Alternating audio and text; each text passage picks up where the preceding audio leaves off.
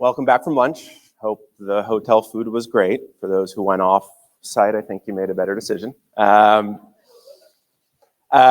before we jump in to talk about performance CS and all that great stuff, how about a little icebreaker? Call out, raise hand, favorite TV shows of all time. Simpsons. Breaking Bad, okay. Which one? Love The Wire.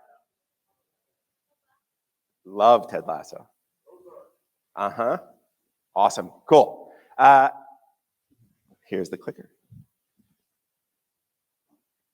So my first favorite TV show of all time. I love this show. So first of all, Peter Eisenman, VP of Customer Success at Fountain. Fountain is a platform for high volume hiring. And so specifically what that means is our customers hire large volumes of frontline workers and hourly workers, and they need an applicant tracking system to be able to process, think hundreds of thousands of applications, hundreds of thousands of applicants into tens of thousands of hires. And so what they need is a piece of software that can move an applicant to a hire as fast as possible, right? There's so much competition. I just went to Sweetgreen. Sweetgreen is a customer of ours, also a great restaurant. Sweetgreen is competing with every other restaurant in this neighborhood. And in order to have a great experience like the one Tatiana and I just had, they need good people fast, right? When that job opens up, especially with turnover rates of 300%, 400%, once that job goes open, they need to put someone back behind that counter as fast as possible. And so they rely on Fountain to help them do that. So just a little context before we jump into sort of how I think about performance CS. But I started my career in advertising technology. I alluded to it briefly. I started it in college and then quickly made the transition when I graduated into advertising. And for a number of years, I worked at advertising technology companies selling to performance marketers. And if you know anything about a performance marketer or advertising in general, you live and die based on insertion orders and campaigns. Once that campaign is in flight and then over, you have to go fight to win the next campaign. And everything is based on performance, right? They're paying you based on some outcome that they have, and you get paid based on your ability to hit that outcome or not. And they used to run these things, and why I have Top Chef up here, they used to run these things called bake-offs. A bake-off, they would buy 3 different vendors to run the ads, and they would have a campaign, let's call it a month long, and at the end of the month, they would make a decision which vendor they were gonna go with. And then you would get a longer term contract, maybe more than a month. But they would pit you, right, with the 3 other vendors. They would tell every vendor who else you were competing with. You would run your campaign, you would do everything you could to deliver that campaign, and then you would hope you win, right? There were none of these 1-year agreements, 3-year agreements. We had to fight for every single dollar. And the only way that we could guarantee success is if we hit outcomes.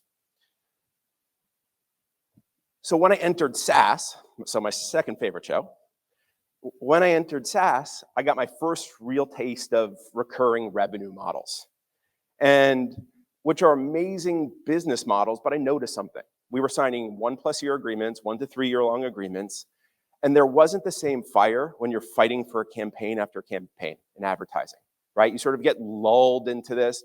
We sign them, especially if it's a 3-year agreement, we'll have to renew and renegotiate in let's call it 24+ months from now, and you get lulled into this feeling of safety, right?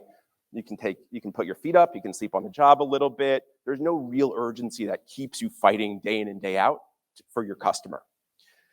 And so, all of the competition that I experienced in these so-called bake-offs, they were in the sales process. There wasn't that same level of competition in the CS org, right? The sales team was selling against the competition. The sales team had the war cards and all of that good stuff. Once it got into CS, that all sort of disappeared, and that level of competition completely evaporated. The original sale was based on some business outcomes, but we really lost that steam going into CS, right? Especially in a world in which CFOs are approving everything, you sold on ROI, you sold on a business outcome, but once it got into CS, it's sort of like, okay, let's get you onboarded and let's keep going. And then finally, the only really time where you would jump into action is as you get closer to renewal, right? We've seen this time and time before. You get 6 months out from renewal, 3 months out for renewal, you try to get a QBR on the calendar, you try to get some time with executive stakeholders, and it's sort of, you're throwing a last-ditch effort to make sure that they renew again. Now, third favorite show, you're getting a little bit of a pattern here. Now, if there's anything that the last 12 months has shown us is that this quote holds more true than ever, right? The day you sign a client is the day you start losing him or them or her, right? And whether we like it or not, we're all performance marketers right now. Everything that we do on a daily basis is performance driven, right? We need to be outcome driven. We need to understand our customers' business outcomes, and we need to fight day in and day out in order to hit them, because it's perform or churn, right? And that's something that we need to hold true. And we're seeing this in the industry. And while, not the perfect set of data points, it is illustrative as what we're seeing in some of the best SaaS companies in the world. And from 2022 to 2023, each one of these companies, for the most part, has seen a drop off in expansion revenue, right? Or net revenue retention, which, a combination of many things, but their net dollar retention has dropped, right? And these are the best performing SaaS companies in the world, right? Some of us may work at these companies, some of us may not. We might have our own stories here, but my guess is for each one of you, 2022 looked a lot different than 2023 and how it's shaping up. And we don't know what's 2024 is gonna look like. Are these trends gonna continue? But the one thing here is we need to keep fighting, right? We need to keep fighting for the dollars. We need to keep fighting for, avoiding churn. We need to fight for expansion dollars. We need to fight against downgrades. These are the things that we need to take in and day out.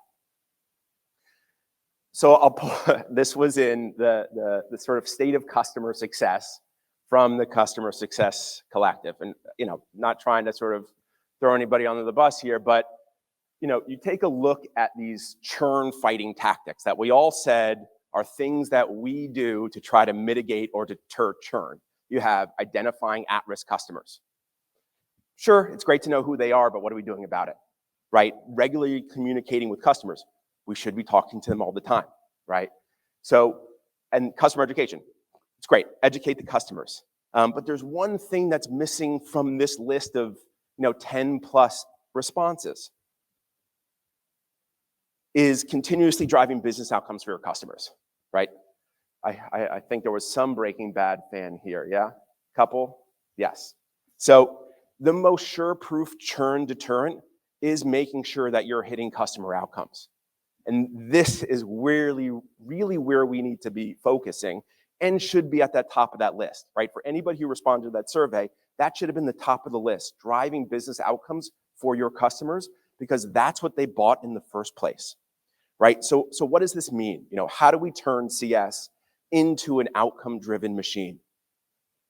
Anybody know what show this is? Westworld, another great show. Ran too many seasons, but great show. Season 1, awesome.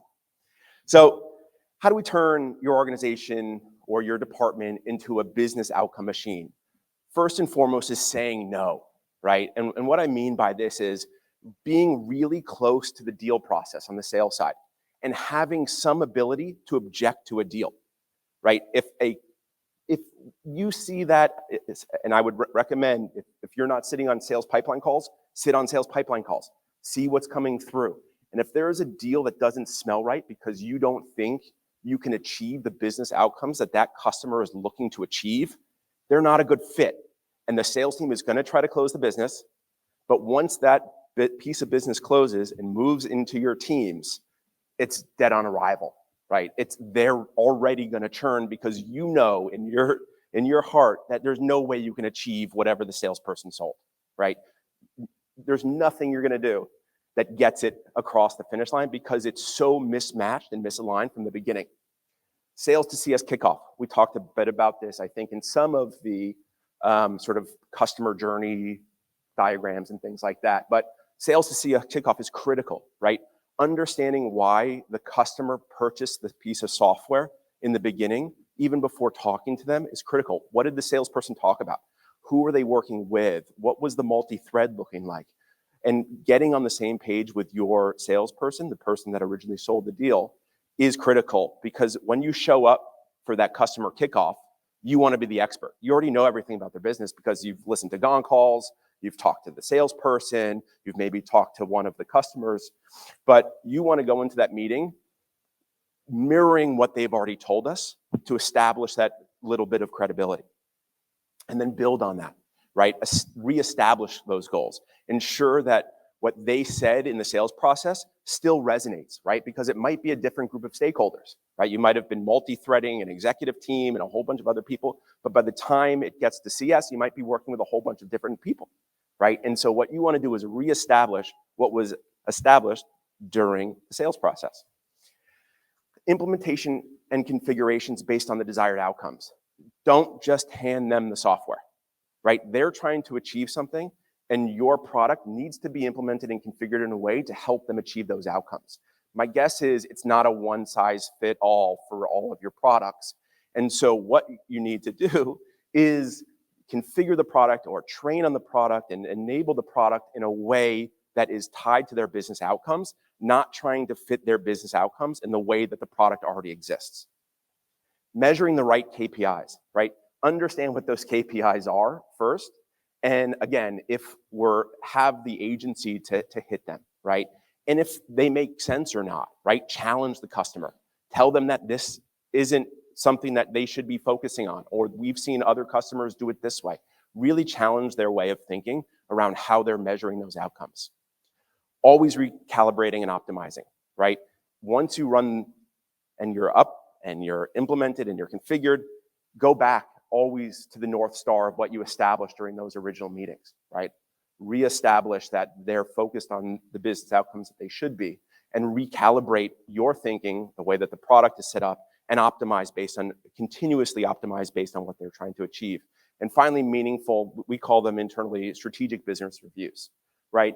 Use those as an opportunity, not because you have to check a box on a quarterly basis. I know the Catalyst people came in here yesterday and talked about blowing up the entire QBR or SBR. Definitely an approach, and I think we might adopt some of that. But how do you make the SBR in our case meaningful for the customer, right? I think there was a question in one of the panels around how do you get executives to show up, present them really interesting information, right?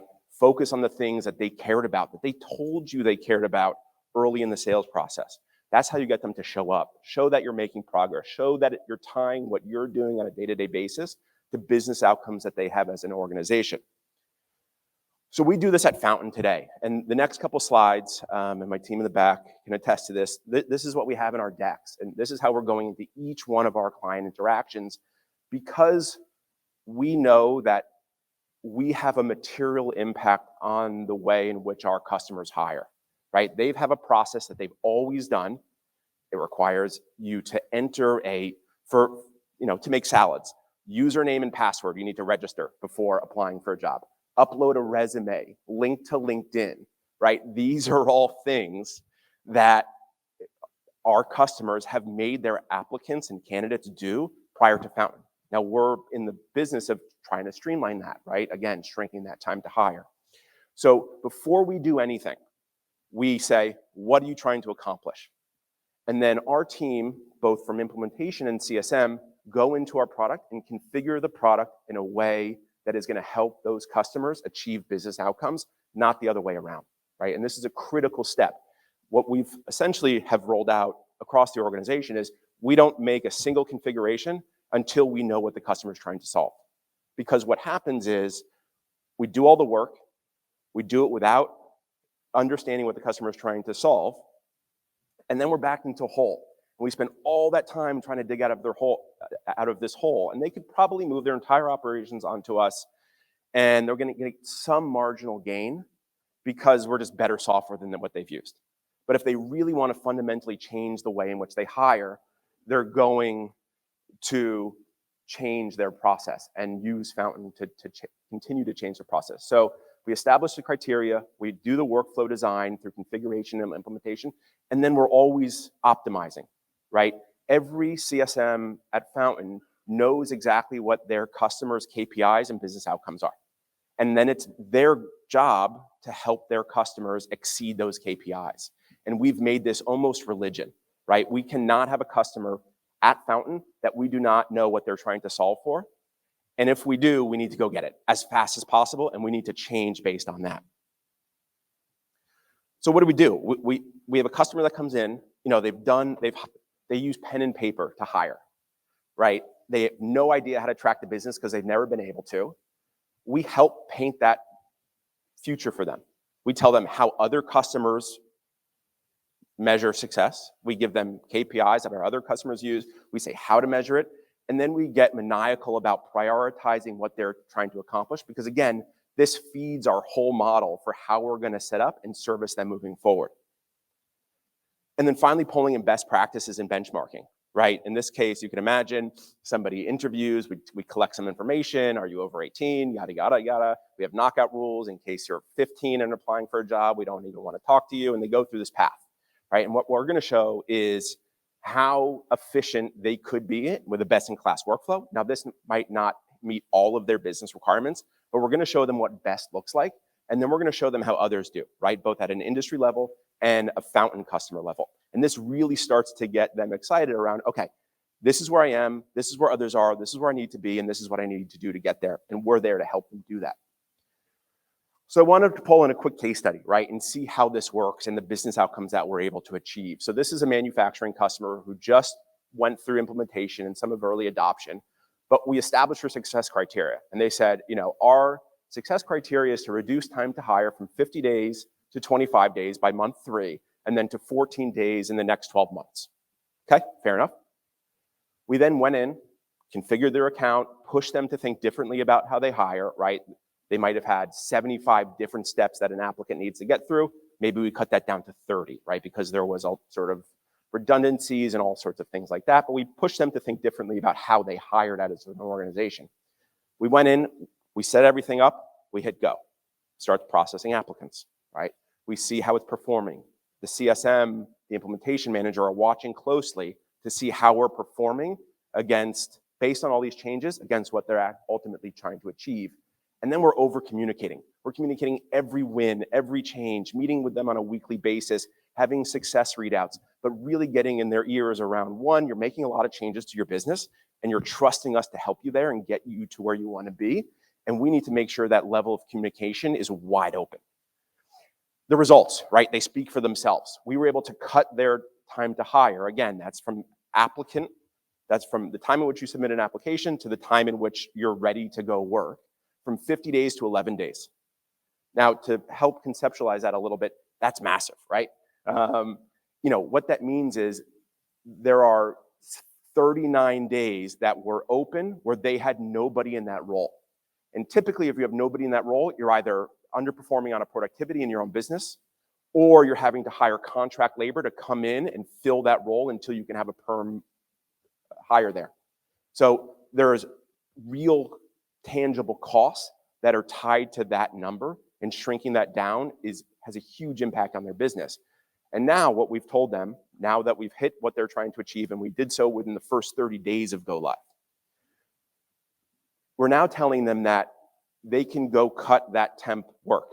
Now, the story is still being written. They need to go act, right? They need to make those changes in their business to actualize the business outcomes. We achieved a goal, right? A number, a KPI that they think has greater impact across the organization. But what we're saying is, okay, we've done our part, go do your part. Don't continue to hire these people, right? You have now 11 days that's filled. So maybe you're hiring less, maybe you're hiring them for a shorter period of time. But ultimately, the customer needs to go back, and you need to tell them that they need to go back and continue to change and optimize their own business in order to truly create this outcome. And building that trust, showing great results right off the bat, that helps you get there, and being able to come from a position of, we want you to succeed. So how do we get this into our organization, right? We should treat every day like an episode of Chopped, right? We're getting a basket, we don't know what's in there, we need to be creative, we need to produce a great meal, and we're gonna be judged on it. We're competing against 3 other people, and if your dish doesn't stack up, you're gone, right?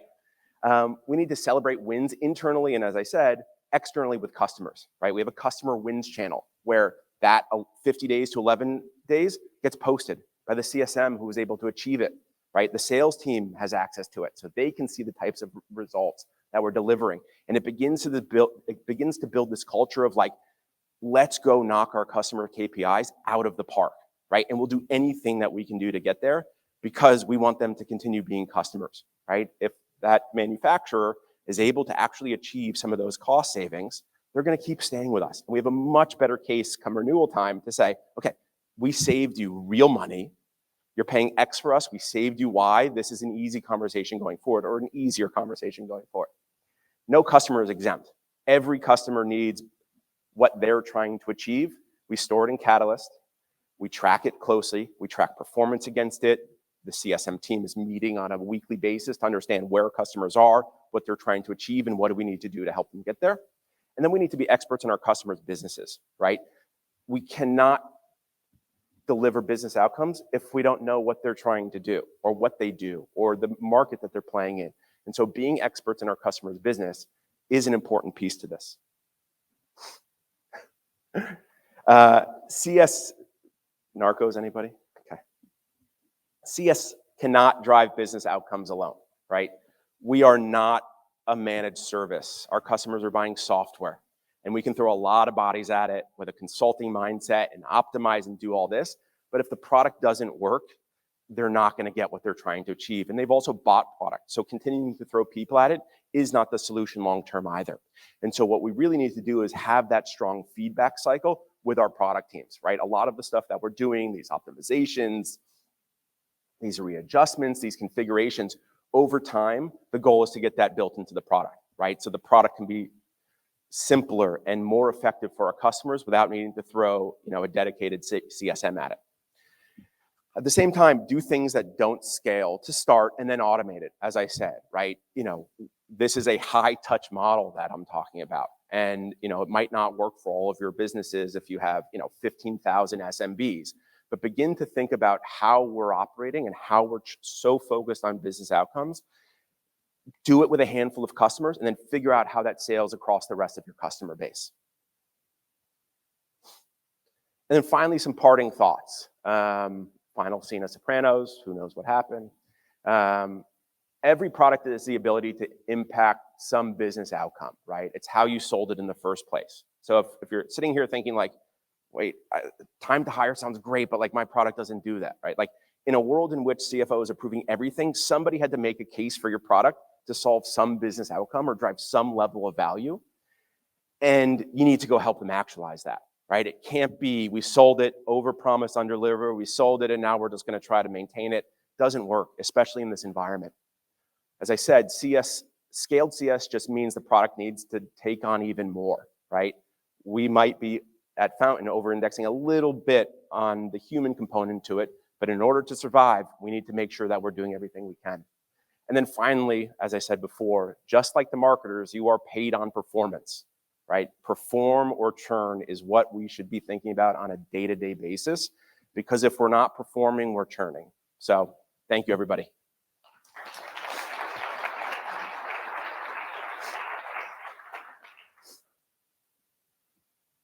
Since I can't ask questions to myself, I guess I could. Questions from the audience. Sorry. I'll read the Slido one to you then, Peter.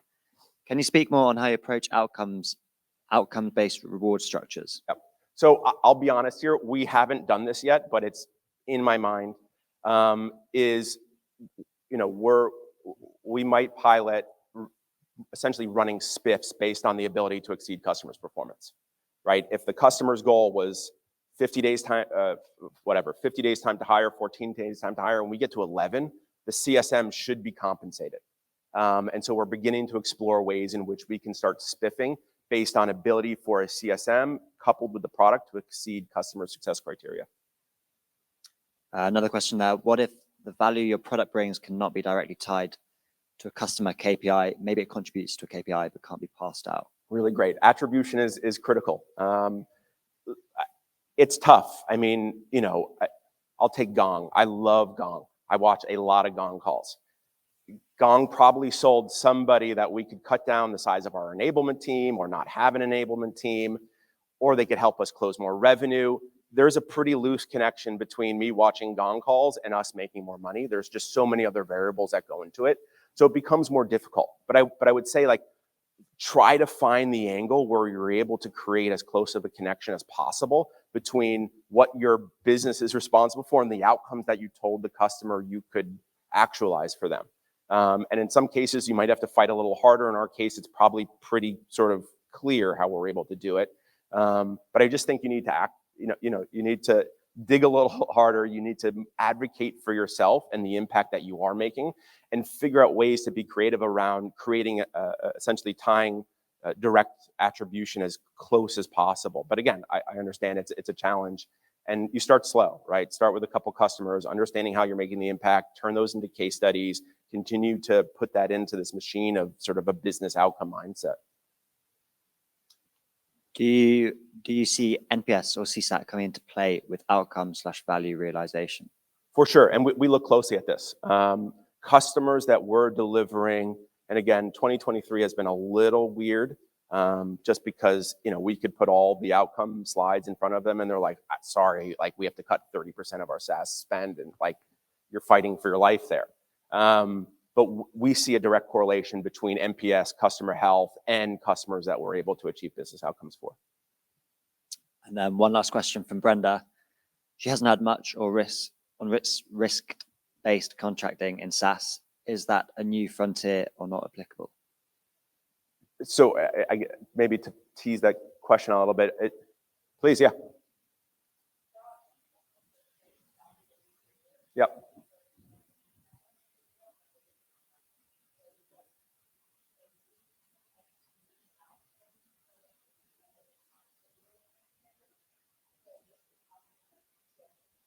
Yeah. Look, as I said, I come from a performance marketing world. Like, all of our stuff was risk-based contracting. If you don't deliver a lead or a sale on a CPA or CPL basis or CPS, you don't get paid, right? So you can run all these impressions, spend all this money trying to get your customer to a click or a lead or a sale, and if you can't move them there, they're not going to pay you.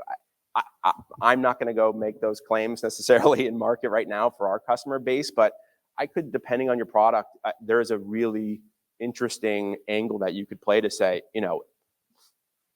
money, like, I don't know, money back. Like, if we don't get, cut your marketing spend or your sort of top of the funnel sourcing spend for candidates, you get your money back. I don't know what the case is, but I think if you can have, to go back to the other question, if you can have a really clear line of sight on the attribution side, then you can more confidently move into a model like that, I think.